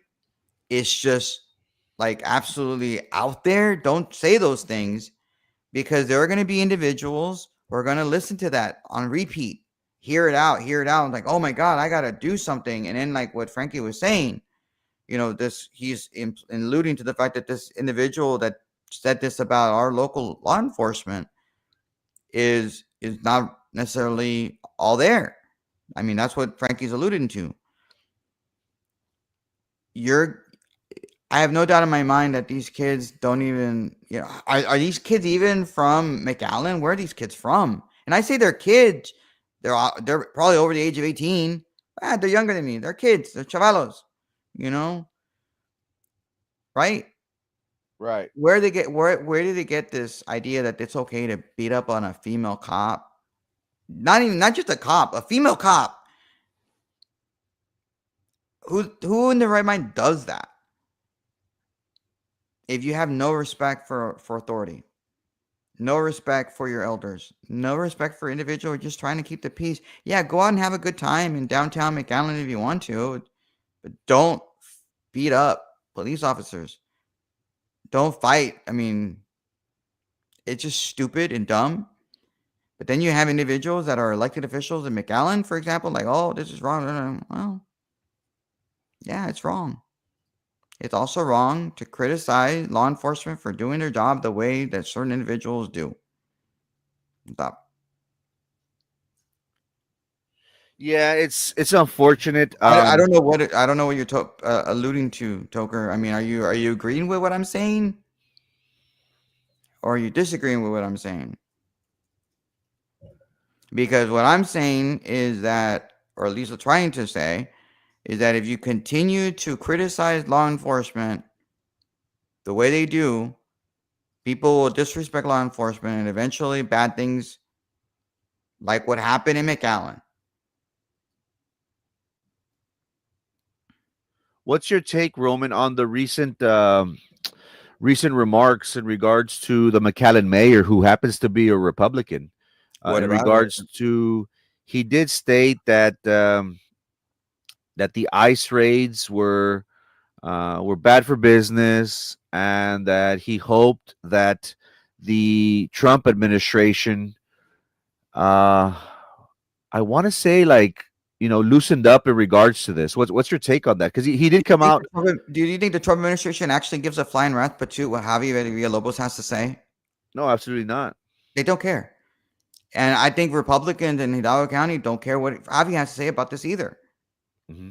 Because it's like he goes out of his freaking way to say these things, and it's stupid. I mean, don't say these things. But I just don't like, it upsets me because he is perceived to be the Republican. He ran and he won. I mean, I supported him. I couldn't vote for him, but I'm happy that he won. I mean, he is a conservative. But sometimes he says stupid stuff like this, and all it does is help the Democratic cause. And I don't think he cares because he sees himself as above it. He has a, like when he talked about the farmers are coming up to him and saying all these things. There aren't any farmers in McAllen. Is there a Right. single farm in McAllen that you're aware of Not that that I'm aware hires of, no. labor that pick cotton or picks oranges in McAllen? I don't think. Maybe there is, and I don't know. Maybe there is, and I don't know. But State. why is he okay with farmers paying such low wages and like, oh, we have all these people that can't build houses, and who's gonna do it? And I'm like, the reason they're doing it because they're getting paid like pennies, not Right. literally pennies, but I'm being a little hyperbolic, I guess. Um, but we don't want them to be paid little bit of, we want them to be paid fair wages or whatever the leftist language that they want to use. I'm just trying to be nice to my Democrat friends, but come on. We don't want them to be poor and living in the shadows or whatever they want, the language that they want to use. I just think it's ridiculous that you have supposed Republicans locally doing that kind of stuff. Just when you have Republicans growing by leaps and bounds, and it wasn't because of the things that Javi was saying. Uh-huh. It was because of things that Trump and the Republicans were saying that people are like, you know what, I agree with this stuff. I agree with what they're saying. So please, Javi, don't say those things. And I love Javi to death. Like he's a great guy. Nothing but love and respect for the man. I mean, he was an awesome county chair. But yeah, please.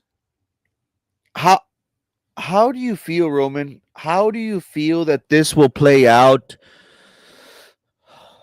in November of 2026? Do you think the White House's stance on immigration, the ICE deportations, how will that affect the Valley?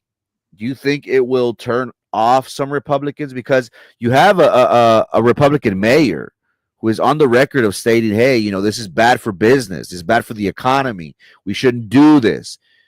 Clearly arguing against President Trump's promises, because at the end of the day, President Trump said, I'm going to make America great again. I'm going to provide jobs. I'm going to focus on illegal immigration. President Biden had an open border policy. We're going to change all that once I come in. Is that going to affect the voters here in the Valley?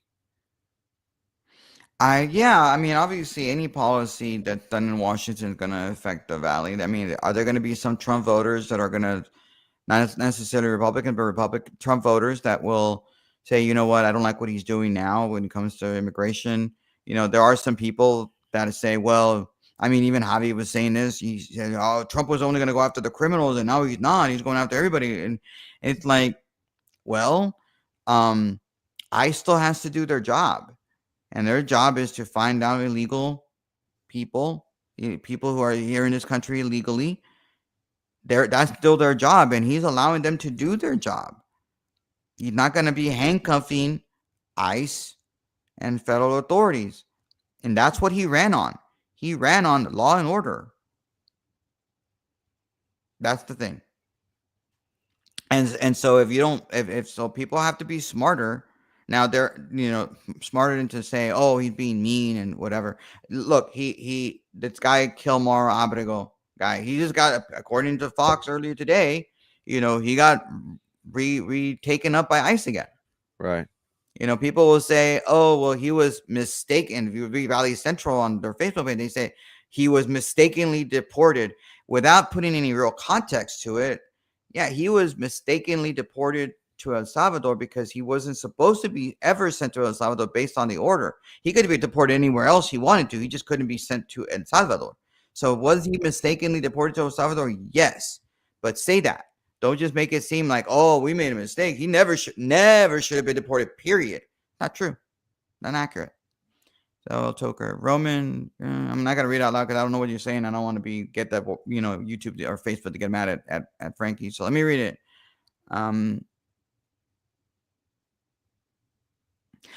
Okay, look, I'm not telling you not to be politically active. I'm not saying for you not to criticize things. Me and Frankie, I'm sure we criticize politicians. We're not we're not doing anything like that that's not un-American. What I'm saying is that when you criticize the way certain individuals have been criticizing of law enforcement, saying things like what you said earlier about ICE, and I'm not going to use that N word that you use. When you consistently, repeatedly, not just you, I'm not saying that it's your fault. I'm just saying the totality of it, the totality of constantly saying they're bad, bad, bad, bad, bad, they're bad, bad, bad. And you have commies on the left that have been saying these things for years. They're bad, bad, bad. Look what they did to that African American back in 2020. Look what they did. They're horrible, horrible. They're bad apples and blah, blah. That constant rhetoric at some point is going to creep into people disrespecting law enforcement, as apparently as has happened here in the Valley. People like to say that where they were critical, like I think in 2020 they were having protests in support of Black Lives Matter, and they were sort of being critical of police. Oh no, but we're different. We're different in the Valley. The national or no, let me backtrack. What happened to National Party with their messaging? That's not us. That's not us Democrats. No. What they're saying up there, that's not us. Don't think that the party platform in Washington is what we believe in. Don't do that.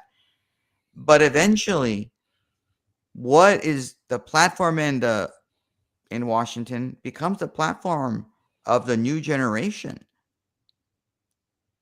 You understand that when you say those national things, it's going to bleed into social media, and you're going to listen to those things, and you're going to think, you know what, they're right. And then when somebody tries to sorry, I'm reading what you're saying and it's throwing me off. It just is, because I want to answer your thing, but I want to make my point.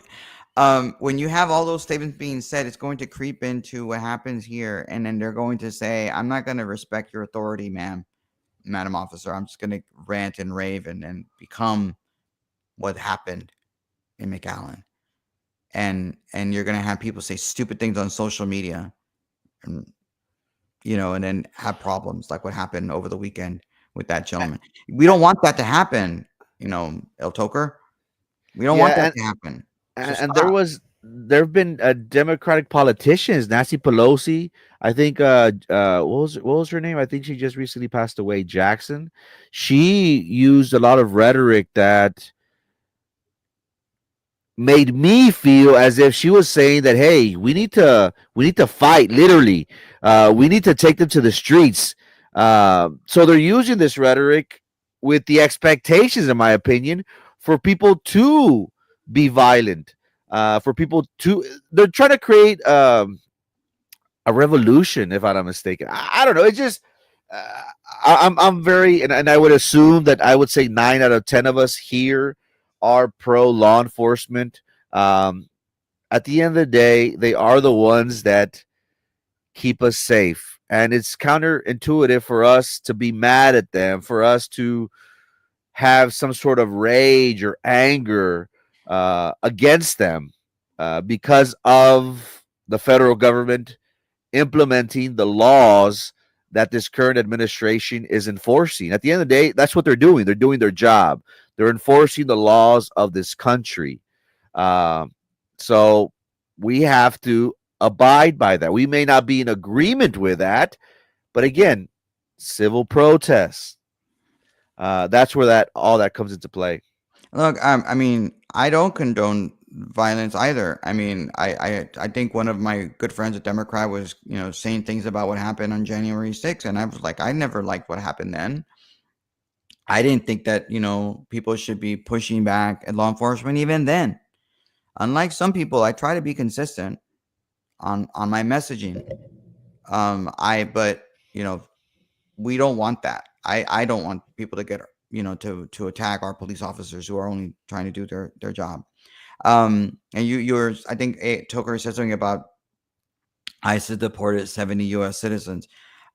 I would venture to say that of those 70s, I think all of them were under the age of 18. And their parents might have been deported, and their parents made a choice whether they could keep them here or go with them. And they probably made the decision to go with them. Yeah, that's probably what happened. And I'm going to say all 70 of that. All 70 did that. You know,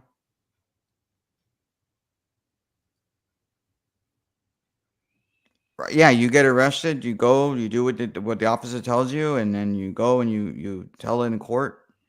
You don't fight it out. I mean, you had a lady, didn't we show part of the video or talk about that the other day, Frankie, about the AG prosecutor? I'm a lawyer, I'm a prosecutor, and Oh then that lady. yeah, I mean, yeah. just go, just move away, and maybe and maybe you know maybe because she's like this lady, this Ann Johnson lady.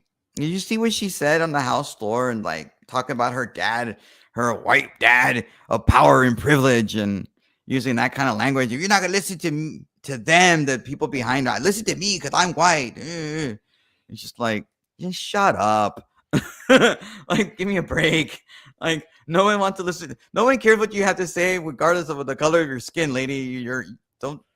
This is hilarious. You know which one I'm talking about? Ann Johnson. She's the state representative. I haven't come across that. What happened?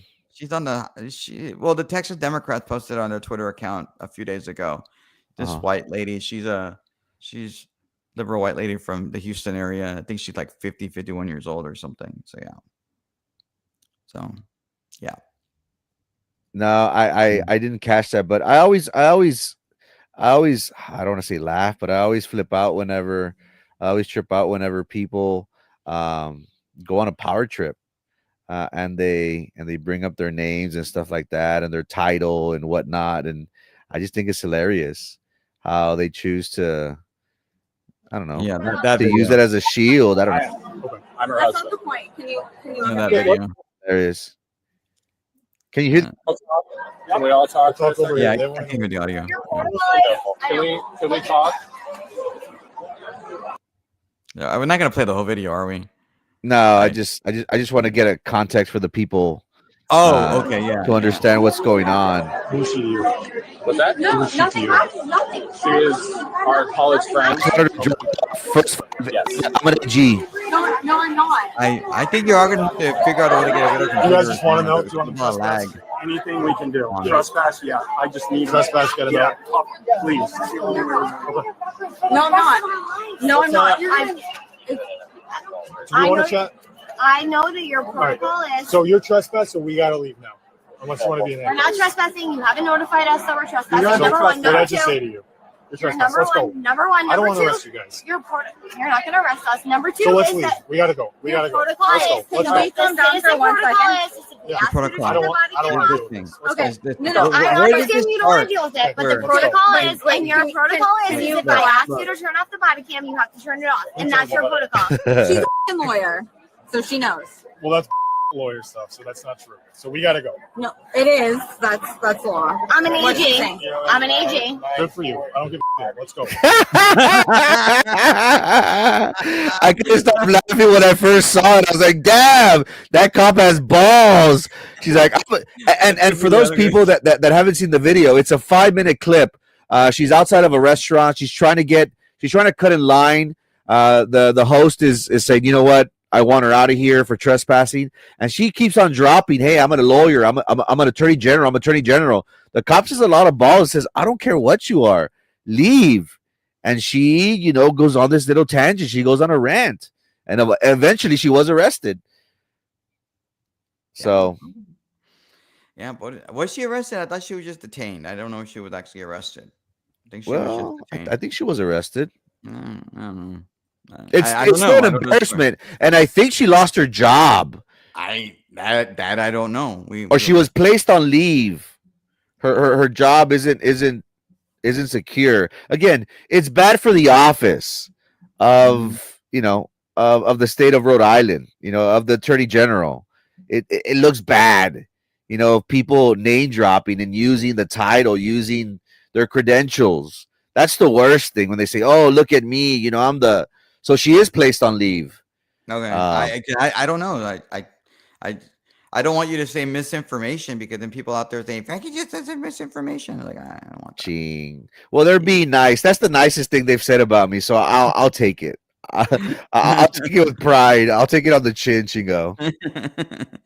Yeah. No, I wonder if that is because right now when you were showing the video, it was very, grainy. I don't know if that was the video itself. I don't think it was that grainy and there was a little bit of a lag.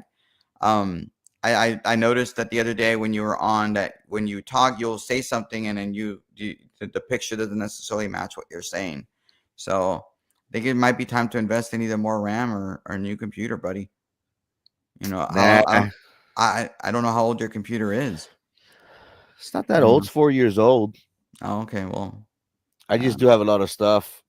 All right. No, what I want to get is a Mac Mini. That's what I want to get. 22. Yeah, but I Yeah. mean, what you could possibly do is just have one computer that is specifically for the video, The show? the Yeah. show itself, and then not worry about the other stuff. And then you could probably do something like that. That way, you can be able to do these kinds of stuff when you do videos and stuff. Yeah, a Mac Mini. That sounds like a good idea. Yeah. I've been because I have 2 laptops, so I don't need another one. I have one for work and one for personal where I use this, but it's just I have so much stuff because I have stuff going back to when I jumped on with Erasmo on with COVID. So it's just I just have so much information, and then I transferred some of his stuff into my stuff, so it's kind of like So Yeah. it could be, but yeah, I think I am gonna invest in a Mac Mini. Yeah, because whenever we do the shows, we can do like you can do like videos and stuff. We can listen to other people and comment. Like right now, when we were just watching it, it was fun. It was enjoyable. I mean, I'm not saying I'm going to do your show all the time, but I've done it 3 times in the last week. But you want me to come on, so I'll do it. Yeah, But it's it'd be cool. What? Oh, no. I'm just saying, yeah, for sure. And again, I want to make it to where we're on for like 2-3 hours. I'm specifically gonna like free up my mornings. Depending if you have time. If you have time, I'm gonna free up my mornings and like any appointments that I have, I'm gonna schedule them for lunch or after lunch. Yeah, Because I want to go eat now. I'm hungry. Well, we'll give you like 5 more minutes and we'll close. I just want to make this to where people plug in and they're able to ask their questions. I think it's very important for people to have that communication. Hey, people do want to plug in, ask questions. They do want to interact. They do want to be part of a platform that in case that they have questions, they want their questions answered. They want to pick people's brain because you can't do that with the big agencies, with KRGV, Valley Central, and they're very particular about what they talk about because of their relationships with all these government entities. So that's why I think that this program is very unique and we've had success, and it's all thanks to the community that is plugged in, that they do want to be plugged in. I think that's very, I don't know. I think it's been well for the community so far. Yeah, it'd be fun. So I just can't believe President Trump has been on as long as he has. I don't think Biden ever did this. But then again, Trump likes to hear himself talk, and I don't blame him. Yeah. Taking reporters' questions. He actually made a comment about Kilmar. How would it go? Oh, Toker's asking a question. Y'all heard Jesse Wells' United Healthcare song? Nope. The rhetoric you're talking about that can incite violence, but then we don't play it. We're not gonna play that. I don't want you to play that, Frankie. For what? I don't know because he's telling you what it's about. Don't play that song. Don't go and look. Oh, let's hear. No. Oh, he's probably talking about that Mangini guy, right? I don't. Probably. Because healthcare, Mangini. Yeah, that's. I haven't heard it. But that's the only thing that I could think of. Because United Healthcare has been in the news. That's what I thought the same thing. But yeah, that's just not like. Yeah. No. So he's still taking questions. He's waiting for the Trump to welcome from South Korea. I wonder what the headline is on MS Now or MS. I guess that's the new name for MSNBC, MS Now, which is like the stupidest name ever. Oh, it just says Trump answers questions at EO signing. What is CNN saying? What is their crying? Trump takes questions from reporters, and that's it. So no context whatsoever, and I'm not gonna play it because then people will say that we're stealing their audio and don't want any problems. But I wonder if we were to go to C-SPAN and see if they have any of the audio. No, they're doing DNC. Oh no, they do. They have some of the audio there. So I wonder. I don't know if y'all can hear it. Let's just play one of the questions. It went up because of something much different. It went up because are you able to hear it? It was announced. Yeah. Announced the numbers, and as you know, they gave no credit to tariffs. They said they made a mistake. That the trade deficit will be reduced because of Trump's tariffs. Will be reduced by $4 trillion. Right? Is that what they said? Mm-hmm. Right? Yeah. They said $4 trillion, and the market went up like a rocket ship because the tariffs are good. Well, tariffs aren't that usual. If the 7 wars I stopped, 4 of them were because of the fact that I had tariffs and trade. And I was able to say, well, if you do this, if you go fight and you want to kill everybody, that's okay. But I'm going to charge you each 100% tariff when you trade with us. You know what? They all gave up. I stopped 7 wars. Numerous of them was because of tariffs. So, you never knew the word tariff. It didn't exist really, essentially, in this country until actually in the 1870s up till 1913 it existed. And we were the richest country. We were richer then, proportionately, than at any time in the history of our country. And then, stupidly, in 1913, they said, let's go to the income tax way of life. Let the people pay instead of foreign countries. No. We're taking in trillions of dollars in tariffs, and we're stopping wars because of tariffs. So that's not. So I guess he's arguing that normal either. when we raise tariffs, we can eliminate income tax.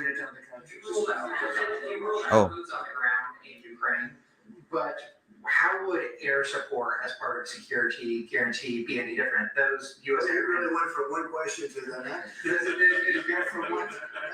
I expected it at least challenge you. Now we're talking about boots on the ground. But U.S. air assets over the skies of Ukraine as part of the security guarantee. Would those U.S. airmen also be? Well, you don't know what security guarantee is because we haven't even now he's talking about the specifics the UN. And we'll see. Number one, Europe Ukraine. is going to give them significant security guarantees, and they should because they're right there. But we'll be involved from the standpoint of backup. We're going to help them. And I think if we get a deal, and I think we will, but if we get a deal, they're not going to. I don't believe you're going to have much of a problem. But we'll back it up because I want to stop seeing people being killed. When Biden was here, he gave $350 billion. You know this from covering business. $350 billion to Ukraine. I said that Zelensky's the greatest salesman I think I've ever met, better than P.T. Barnum, because he'd come to the country and walk out with $50 billion every time. He actually came here once, he walked out with $100 billion. We're up to $350 billion. I got $1 trillion worth of rare earth that we have for the country because I felt badly for our taxpayer, but I did something else at the NATO meeting. They are wealthy countries, but they weren't paying. I'll stop that. That's too much. That way the people are like, hey, that's what I would like to do. Maybe listen to a little bit about it. But man, it's because he readily admits that, hey, I was only gonna take like one question. And now we're talking about boots on the ground. Like, wait, this is a lot longer. But hey, he's there to answer questions. He has a free way of thinking. I kind of like what we're doing here on our show. We're just talking it out and don't necessarily hold us to everything that we say, or don't necessarily hold everything that Trump said, because he might think that one now and like he'll say something right now and just, you know what, I rethought about that, I'll say something different, and we got you. It's like that's not the way he is. I mean, that's right. What we have to realize about Trump. Like when he posts on Truth Social or whatever, he says things a certain way that a normal human being will talk like, and he's never been polished. He's never been a person that's just going to be very, I'm not going to say not straightforward, but not straightforward. Correct. Politically correct. Yeah, but I mean, it's just not, it's just the way that he converses. It's hard to really pinpoint him on one thing or the other. He's not again, he's not a typical politician in that way. And that, I think, angers people that are opposed to him on the Republican side, even when people ran against him. And that's why people, even on the left, can't stand him, because they're like, he said this, but he really didn't mean it. And it doesn't matter how you try to explain to somebody, he really didn't. No, guys, I know that's what he said, but he really didn't mean that, is what a voter of his will say. Even a person who, not necessarily 100% with him all the time, like, that's not what he meant. He really meant this. Sorry. And it's like, no, but he said this. Like, yeah, sorry. I don't believe you. And then you can't win. Like right now, a Toker probably had pulling out his hair because he heard him say he stopped 7 wars. He's like, what? He didn't do that. Like, what's wrong with you? How could you say that? And then you have the fact checkers out there trying to fact check them, and like, nah. And then nobody believes him anymore, because Trump has done such a good, for better or for worse, done a good job of saying, the media is against him. Like, I said this, and they say I meant this when I didn't really mean that. And it's just all kinds of stuff. And then, you have people that will say, I have people on my friend, felon 47 or whatever. It's like, yes, 34 felonies and no jail. Isn't that the same? Okay. Isn't that the one that the Court of Appeals in New York already tossed out because he can't pay the fine or something? Or is that the one we're talking about? Or are we talking about the 34 one that we all know was politically motivated? And it got so bad that the judge in the case had to say, oh, well, we're not going to do anything about it. When, he's not going to face any punishment. We're just going to let that be on his record, and no punishment whatsoever, because he knew that if he did, it was going to be overruled by the Supreme Court. So I'm sorry that you didn't like what happened. It was politically motivated. That was their plan, and it failed miserably because he's president. Are you still there? Or are you gone? I'm here. Oh, okay. See, No, I don't know. No. Again, it's hard for the Democrats to admit that this previous administration weaponized the Department of Justice. They wanted to throw everything in the kitchen sink to President Trump to make him look horrible right before the election. And if anybody, can't step away from it all and say, hey, this individual was targeted. And there's no doubt in any of our minds that if he wasn't running for office anymore, this would have never happened. But they did see that they had a declining president, a president that was physically weak and, positioned as a candidate. He was mentally weak too. I mean, yeah, he physically and as a candidate as well. He was weak as well. So it's important for us to recognize, does the government, weaponize? Yes, we did see this. But again, everybody sees however they want to, based on their ideologies, I guess. I want to see the Epstein files. Well, I don't want to see the Epstein files. I would never read them. But I think I wouldn't. I don't want to see all that crap. I mean, we're not going to see it. But didn't a judge overrule or deny the request for Pam Bondi, the Attorney General, when she requested the Epstein? What was it? Not the files, the grand jury testimony to be released. In my opinion, all that goes back to national security, because there's a lot of information there in regards to agents. And again, we're never going to see that. That's never going to come to light, in my opinion. That's something that they're going to bury, and it's going to go down in history as one of, who was in that list, if that even existed. Like the Ark of the Covenant. Like the Ark of the Covenant is one of the, it's going to be one of those things where people know about it, but just it's a fairy tale. No, I'm talking about the Indiana Jones where they found. Yeah, right. Yeah, yeah. No, but I mean, I think there are enough people out there, Joe Rogan and them, making fun of the fact that the Epstein files have not been released. You had Tucker Carlson, essentially making fun of it. That or Candace. I think Candace. What's her name? What's her last Owens. name? Owen. There you go. Yeah. I mean, you have people that are making fun of it, and I think there's something to be said for them to make fun of it. I mean, there have been times that President Trump makes, I think mistakes, but at the end of the day, he ends up winning because it doesn't matter whether or not he makes political mistakes because his base will automatically go back towards him. He doesn't care that he's polling his approval rating right now with at 40%. He doesn't care. He's going to continue doing what he feels right to do, and he's going to do this. He's free flowingly talking to the media. Y él le vale madre.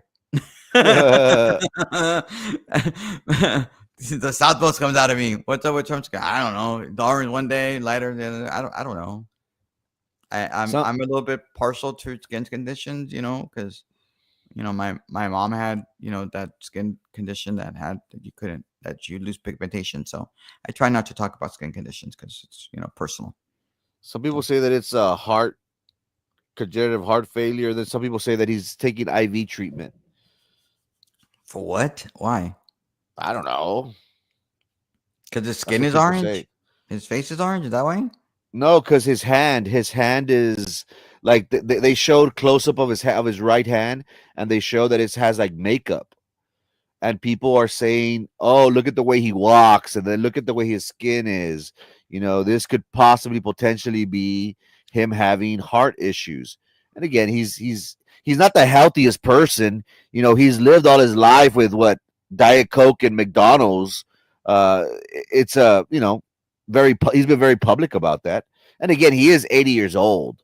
So a person of that age, I would assume, at that age, even younger, they start seeing, their body slow down. They do have health complications at that age. So it's not, The good thing is that he is mentally competent. He does. We're gonna get mad at you for saying that, and other leftists will say that. Like on board, we're like, no, that's not true. How dare you say that, Frankie? How say you? No, he's horrible, wrong. He's still talking, by the way. He's still, Oh, there, he's still talking. Quote Trump from a lot of people are saying maybe we like a dictator. I don't like a dictator. I'm not a dictator. What's up with that general? Did you hear about that general? No. Because last week or a few weeks ago, the National Guard was in Washington, D.C., and they cleared homelessness, and they say that they haven't had a murder in I don't know how long, which is a record for the area. There was this general that said, "Oh, we do not work for a dictator. We work for the Constitution." And I don't know what, because now the idea is that the National Guard will be deployed to Chicago, possibly L.A. and other cities in the United States that haven't been taken care of. Yeah, I think that was the point of the executive orders that he was probably trying to do. Right. He wants to, have that kind of stuff happen. What happened in DC happened throughout the country. And I think I think that people that are against him for wanting to help solve crime in communities throughout the country are making a political mistake and assuming that it's a smart thing to go against the president and trying to use arguments like, oh, it's unconstitutional, and explaining it. Most people all they're going to see is the president trying to do something. And President Trump is taking a chance and believing that people want him to solve the crime problem. And if Democrats are going to go out there and scream, no, you can't do it, you can't do it, and he's like, I le va de madre. He's going to try to do it. Right. And he's taking taking a bet. He's taking a gamble, I should say. MSNBC is no longer covering the president's press conference in the White House. They're moving on to doing video clips from Morning Joe from this morning. I guess they don't want the ratings. And but he's on Fox. He's still on Fox. He's still taking questions. And he's still on CNN. He's been at it for a while. Yeah, he's been on there for like what? I'm not going to say as long as we've been doing the show, but pretty darn close. Crazy. Yeah. Oh, well, we should probably go now because I need to go get food. I'm hungry. Sounds good. Ladies and gentlemen. Oh, look, we have John Applegate. He's doing this so he can What? That's crazy. What? Oh, I'm not gonna. No comment, man. No comment. You No don't comment. respond to John No, Appleby? I'm not. No, I'm not. I'm not. I just don't want to. I think what you responded was enough. Wow. Anyway, all right, we're gonna go. We'll talk later. Sounds good. Thank you Right, so much Papa. for your time, ladies and gentlemen. Have a great Monday. Great start to your week. Tune in tomorrow morning, 9 a.m. Peace.